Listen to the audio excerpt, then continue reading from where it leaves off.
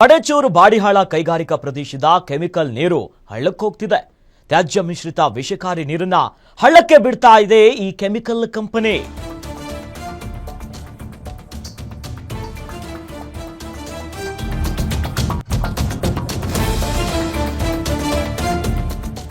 ಹಳ್ಳಕ್ಕೆ ತ್ಯಾಜ್ಯ ಮಿಶ್ರಿತ ನೀರು ಬಿಟ್ಟವರ ಮೇಲೆ ಎಫ್ಐಆರ್ ದಾಖಲಾಗಿದೆ.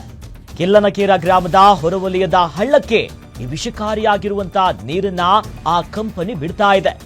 ಯಾದಗಿರಿ ತಾಲೂಕಿನ ಕಿಲ್ಲನಕೇರ ಹಾಗೂ ರಾಚನಹಳ್ಳಿ ಗ್ರಾಮದಲ್ಲಿರುವಂತಹ ಹಳ್ಳ ಇದು.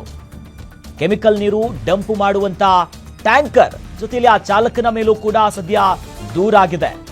ಕೆಮಿಕಲ್ ಮಿಶ್ರಿತ ನೀರು ಹಳ್ಳಕ್ಕೆ ಬಿಟ್ಟಂತ ಪರಿಣಾಮ ಕಮರಿ ಹೋಗಿದೆ. ಅಲ್ಲಿರುವಂತಹ ಹುಲ್ಲು, ಹಳ್ಳದಲ್ಲಿರುವಂತಹ ಜಲಚರಗಳು ಕೂಡ ಸಂಪೂರ್ಣವಾಗಿ ನಾಶ ಆಗ್ತಿದೆ. ಜೀವಕ್ಕೆ ಕುತ್ತು ಬರ್ತಾ ಇದೆ ಕಂಪನಿಯ ಈ ತ್ಯಾಜ್ಯ ನೀರಿನಿಂದ. ತ್ಯಾಜ್ಯ ನೀರು ಹಳ್ಳಕ್ಕೆ ಬಿಟ್ಟಿರುವಂತಹ ಪರಿಣಾಮ ಸದ್ಯ ಅಲ್ಲಿರುವಂತ ಎಲ್ಲಾ ಕಡೆನೂ ಕೂಡ ಕಪ್ಪೆ ಗಿಪ್ಪೆ ಎಲ್ಲ ಮೈ ಸುಟ್ಟು ಬಿದ್ದಿದೆ. ಅಷ್ಟು ಕೆಮಿಕಲ್ ಇದೆ. ಜೀವಕ್ಕೂ ಕೂಡ ಕಂಟಕ ಆಗ್ತಿದೆ ಈ ಕೆಮಿಕಲ್ ಫ್ಯಾಕ್ಟರಿ. ಸದ್ಯ ಅದನ್ನ ಬಂದ್ ಮಾಡಬೇಕು ಅನ್ನೋದಾಗಿ ಒತ್ತಾಯವನ್ನು ಮಾಡಲಾಗ್ತಿದೆ. ಸದ್ಯ ದೃಶ್ಯದಲ್ಲೂ ಕೂಡ ನಾವು ಗಮನಿಸ್ತಾ ಇದೀವಿ ನೋಡಿ.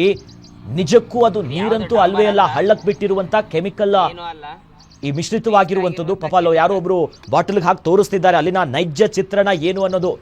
ಹೆಂಗ್ ಯಾವ ರೀತಿಯ ಕಪ್ಪಾಗಿದೆ ನೋಡಿ, ಕಂಪ್ಲೀಟ್ ಅಲ್ಲಿ ಎಲ್ಲ ವಿಷಭರಿತವಾಗಿದೆ.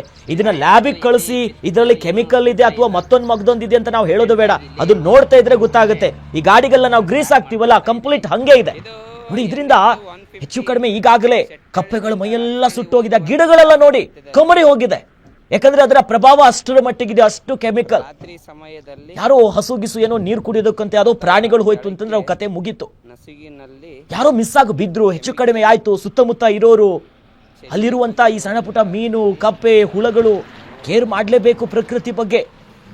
ಮತ್ತೊಂದು ಪ್ರಶ್ನೆ ಬರ್ತಾ ಇರೋದು, ಇಷ್ಟು ರಾಜಾರೋಷ್ಯವಾಗಿ ಕೆಮಿಕಲ್ ನೀರು ಬಿಡ್ತೀವಿ, ನಮ್ಮನ್ನ ಯಾರು ಪ್ರಶ್ನೆ ಮಾಡ್ತೀವಿ ಅನ್ನೋ ನಿಟ್ಟಿನಲ್ಲಿ ಕೈಗಾರಿಕಾ ಕಂಪನಿ ಕೆಲಸ ಮಾಡ್ತಿದ್ಯಲ್ಲ, ಹಾಗಾದ್ರೆ ಇದು ಯಾವ ಸ್ಥಳೀಯ ಆಡಳಿತಗಳ ಗಮನಕ್ಕೆ ಬಂದಿಲ್ವಾ?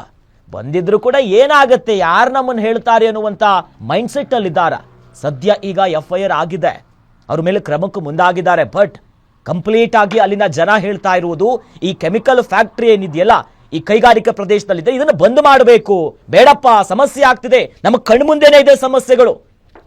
ಒಂದು ಪ್ರಾಣಿ ಗೀಣಿ ಹೋಗಿ ಪಾಪ ಕಷ್ಟಪಟ್ಟು ಸಾಕಿರ್ತಾರೆ, ಹಸುನೋ ಮತ್ತೊಂದು ಮಗದೊಂದೋ, ಎಲ್ಲಾದ್ರೂ ಇದನ್ನ ನೀರು ಕುಡಿದ್ರೆ ಬಾಯಾರಿಕೆ ಮುಗಿತು ಕತೆ.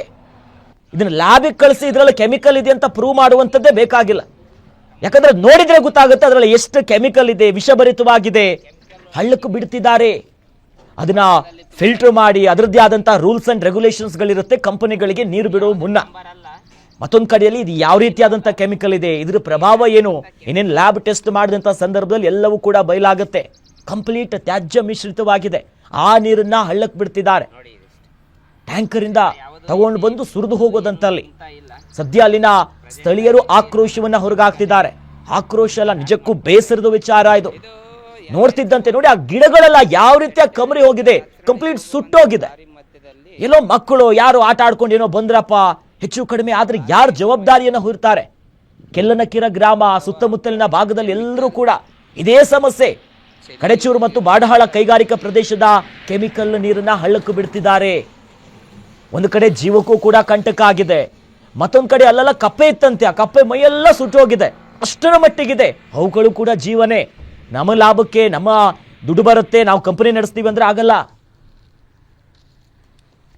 150 ರಸ್ತೆಯಲ್ಲಿ ಪಕ್ಕದಲ್ಲಿ ಏನು ಕೆಮಿಕಲ್ ನೀರು ಬಿಟ್ಟು ಆ ಕೆಮಿಕಲ್ ನೀರಿನಿಂದ ಪ್ರಾಣಿಗಳಿಗೆ ತೊಂದರೆ ಆಗ್ತವೆ. ಪ್ರಾಣಿಗಳಂದ್ರೆ ಕುರಿ ಆಗಿರ್ಬೋದು, ದನ ಆಗಿರ್ಬೋದು. ಅಲ್ಲಿ ಒಂದು ಆ ರಾಚನಹಳ್ಳಿಯಲ್ಲಿ ಬಿಟ್ಟಿರುವಂತ ಕೆಮಿಕಲ್ ನೋಡಿದ್ವಿ. ಅಲ್ಲೇ ಪಕ್ಕದಲ್ಲಿ ಒಂದು ಹೊಲ ಇದೆ, ಹತ್ತಿ ಹೊಲ ಇದೆ. ಆ ಸರ್ವೆ ನಂಬರ್ 47 ಅಂತ ಹೇಳಿ ರಾಚನಹಳ್ಳಿ ಸೀಮಾಂತರದಲ್ಲಿ ಬರ್ತಾ ಇದೆ. ಅದರ ಜೊತೆಯಲ್ಲಿ ಕಡೆಚು ನಮ್ಮ ಸೆಟ್ಟಳ್ಳಿ ಒಂದು ಊರಿನ ಮುಂಭಾಗದಲ್ಲಿ ಒಂದು ನಿಂಗಯ್ಯ ಅಂತೇಳಿ ಅವರು ಹೊಲದ ಮೇಲೆ ಕೆಮಿಕಲ್ ನೀರು ಬಿಟ್ಟು ಹೋಗಿದ್ದಾರೆ. ಅದೇ ರೀತಿಯಾಗಿ ಹೊಸ ಬ್ರಿಡ್ಜ್ ಕಡಿಚೂರಲ್ಲಿರುವಂತ ಹೊಸ ಬ್ರಿಡ್ಜ್ ನಲ್ಲಿ ಸಹಿತ ಕೆಮಿಕಲ್ ನೀರು ಸಹಿತ ಬಿಟ್ಟು ಹೋಗಿದ್ದಾರೆ ರಾತ್ರೋರಾತ್ರಿ. ಆ ನೀರು ಹಳ್ಳಕ್ಕೆ ಹರಿದು ಹಳ್ಳದಲ್ಲಿಗೆ ತೊಂದರೆ ಆಗ್ತದೆ ಇಲ್ಲ ಅಂತ ಅವರಿಗೆ ಸ್ವಲ್ಪ ಗಮನಕ್ಕೆ ಬಾರದೆ ಈ ರೀತಿ ಕೆಮಿಕಲ್ ಕಂಪನಿಗಳು ಏನ್ ಮಾಡ್ತಾರೆ ಯಥೇಚ್ಛವಾಗಿ ಬಿಡ್ತಾ ಇದ್ದಾರೆ. ದಯವಿಟ್ಟು ಜಿಲ್ಲಾಧಿಕಾರಿಗಳು